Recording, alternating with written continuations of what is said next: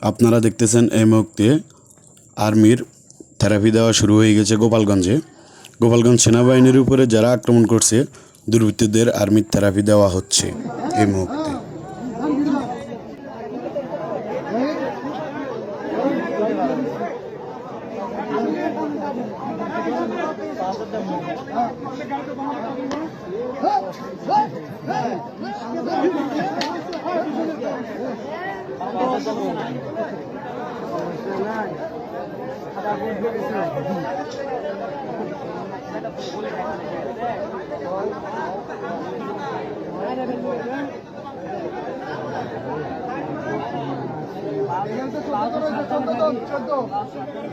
চোদ্দ জন আমার দিচ্ছি 3, 4, 5, 6, 7, 8, 9, 10, 11, 12, 13, 14, 14 জন